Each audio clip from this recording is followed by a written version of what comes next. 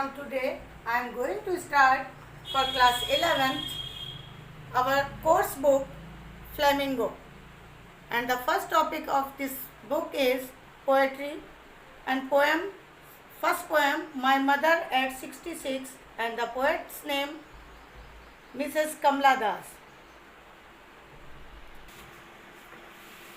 Firstly, we will discuss about the poetess of this poem, Mrs. Kamla Das. She was born in Malabar, Kerala, and she is recognized as one of the India's most famous poetry.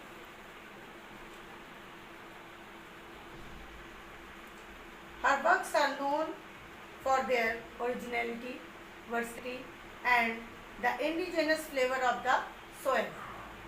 She has written many poetries in English and as well as in Malayalam also.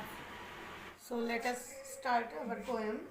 Driving from my parents' home to Cochin, last Friday morning I saw my mother beside me, doors open mouth, her face ashen like that of a corpse, and realized with pain that she thought away and looked, but soon put that thought away and looked out at young trees sprinting, the merry children spilling out of their homes. But after the airport's security check, standing a few yards away, I looked again at her, wan, pale as a late winter's moon, and felt that old familiar ache, my childhood's fear. But all I said was, "See you soon, Amma." All I did was smile and smile and smile. Narrator is saying here that जब वो Friday को अपने माता पिता के घर से कोचीन जाने के लिए निकला, तो कार में जाते हुए जब उसने अपने पास में बैठी हुई अपनी मदर को देखा, तो माँ उसकी ऐसे, उनका मुंह खुला हुआ था और वो आधी खुली आंखों से ऊँघ रही थी लेटी हुई। उसका चेहरा देखकर, उसके चेहरे का जो पीलापन था, उसे देखकर मुझे एहसास हुआ कि शायद मेरी माँ का अंत समय जो है वो बहुत पास आ चुका। लेकिन ऐसा भयानक जो विचार था मेरे दिल में आते ही मैंने झटक कर उसको अपने आप से दूर कर दिया और खिड़की से बाहर देखने लगा। बाहर मैंने जब देखा तो मैं क्या देख रहा था कि जैसे जो स्प्रिंटिंग ट्रीज़ होते हैं, जो भागते हुए पेड़ होते हैं, जब हम किसी भी कार गाड़ी वगैरह में सफ़र करते हैं तो हम उनको चेक करते देखते हैं कि वो पेड़ जो हैं वो पीछे छूटते जा रहे हैं। तभी मैंने देखा कुछ बच्चे अपने घरों से बाहर निकलकर खेल रहे थे। इन सब चीज़ों से होते हुए जब मैं एयरपोर्ट पर पहुंचा, तो वहाँ पूरी सिक्योरिटी चेकिंग के बाद जब मैं अपनी मदर से कुछ गज की दूरी पर खड़ा था, तो मैंने दोबारा जब उसके चेहरे की तरफ देखा, तो मुझे ऐसा फील हुआ जैसे उसका चेहरा ऐसा लग रहा है जैसे सर्दियों में जो सर्दी की वजह से चाँद जो होता है वो फीका पड़ जाता है, पीला हो जाता है। मुझे अपनी माँ का चेहरा सेम वैसा ही लगा, एक पीला सर्दी का चाँद। और उसे देखकर मुझे दुख बहुत हुआ, लेकिन फिर भी मैंने स्माइल करते हुए अपनी मदर को बाय कहा और उनसे ये भी कहा कि अच्छा अम्मा, हम फिर मिलेंगे। और इस तरह से मैं उनसे दूर हो गया।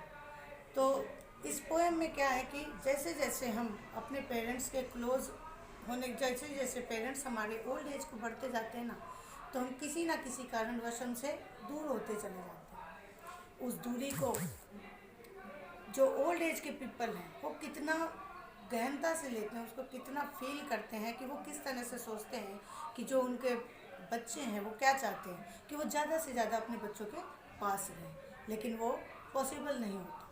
और इसकी वजह से वो शायद एक पूरी एज आने के पहले ही वो इतना ज़्यादा कमज़ोर पड़ जाते हैं, इतना ज़्यादा और मौत के निकट पहुंचते चले जाते हैं। और इसी वजह से वो डर जो है, वो फेस पे जो फीलिंग है वो उनके चेहरे पे दिखने लगती है।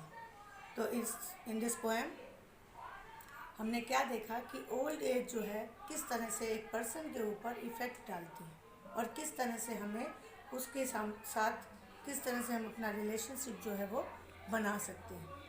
तो इस पोएम के अंदर कई सारी रिटोरिकल डिवाइसेस का यूज़ हुआ है, यानी फिगर ऑफ स्पीच का यूज़ हुआ है। जैसे स्पेशली हम दो फिगर ऑफ स्पीच, ये बहुत कॉमन क्वेश्चन भी है जो हमारे बोर्ड के एग्ज़ाम्स में भी आता है। एक तो है सिमिली, जिसको हम उपमा बोलते हैं, और दूसरा है पर्सनिफिकेशन यानी मानवीकरण अलंकार।